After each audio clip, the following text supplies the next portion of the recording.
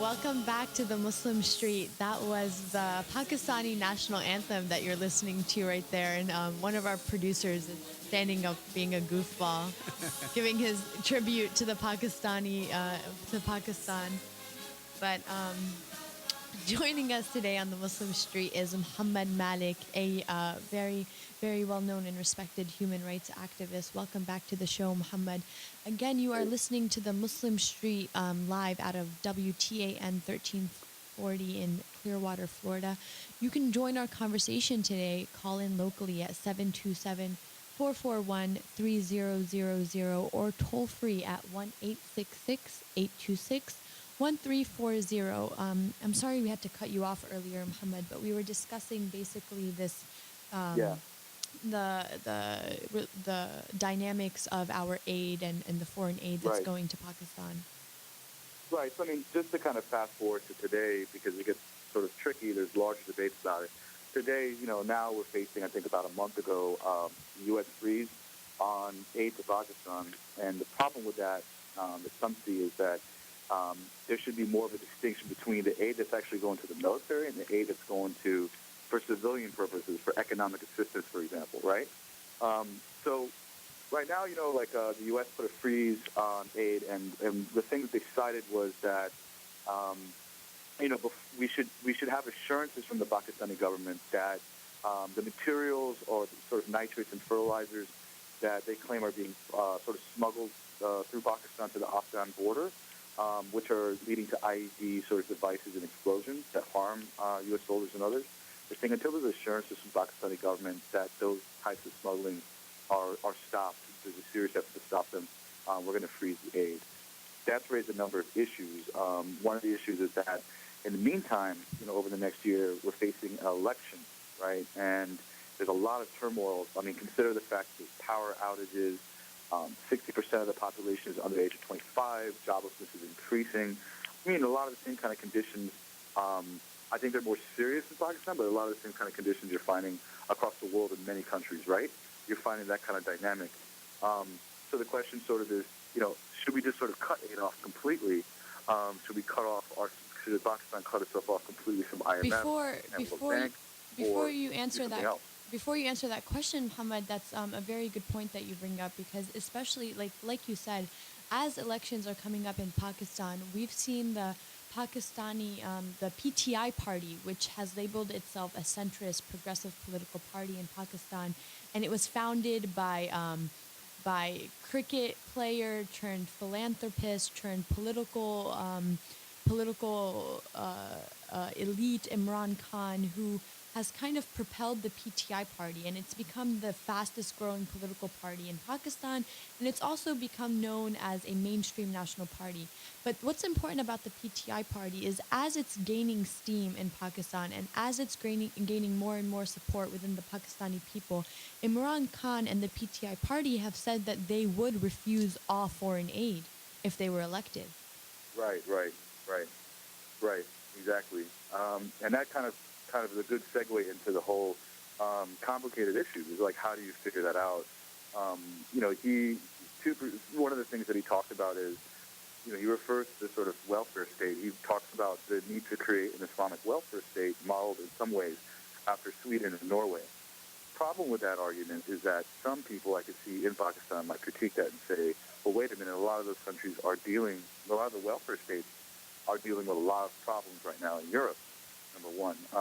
Number two, also, he cites the fact that, like, I think about only 2% of the GDP in Pakistan actually goes to education, which is obviously like the most important thing for social mobility in the country, or any country.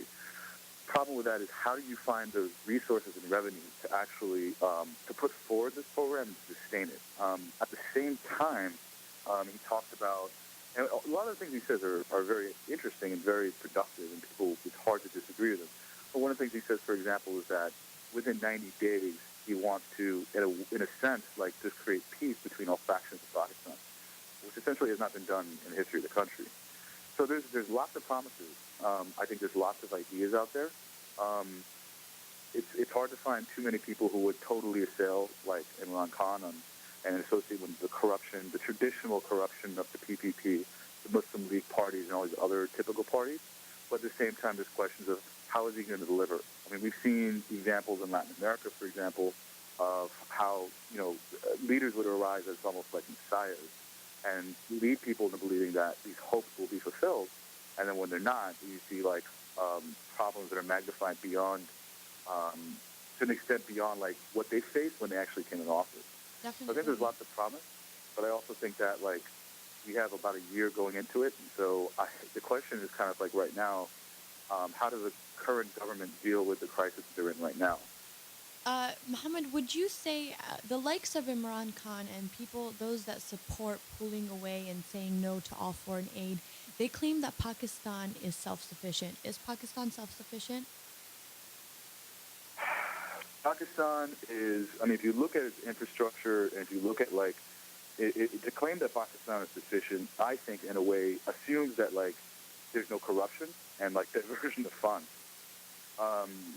So, I mean, for a government, for a society to be self-sufficient, you have to assume that the government in power is not corrupt in siphoning off funds. And that's just simply not the case right now under Zardari. So I would not make the argument that, like, Pakistan is self-sufficient as it stands. Yeah, even if, like, the facts and figures show that, I mean, come on. I mean, Zardari is very notoriously known as, like, Mr. 10%, or some people can call him, like, 30% or 40%. Muhammad, if Imran Khan is given power, first two steps, internally and externally. Externally would be his carving out of a new relationship with the West. Where in previous relationships we've seen, specifically in the case of Musharraf, who jumped every time, the White House said jump. Internally, let's talk about his attacking the issue of corruption and of course the torture and killings that went on in Baluchistan, et cetera. Can you kind of speak to that duality? Right. So he wants to sort of deal with the corruption by making it one of the things he says is making it mandatory that anyone who runs for office has to like actually show their assets and their income. I think it's a pretty reasonable thing to ask. And the reason he asked for that is because, well, for obvious reasons, you've had a sort of feudal elite that have dominated the country, and it's very difficult to see. It's very difficult to figure out where people's interests are. So I think that actually is a very good move. On the issue of Baluchistan, Baluchistan has been a very problematic issue for Pakistan for a long time. It's probably about, I would say, geographically, almost half of the entire country's geography.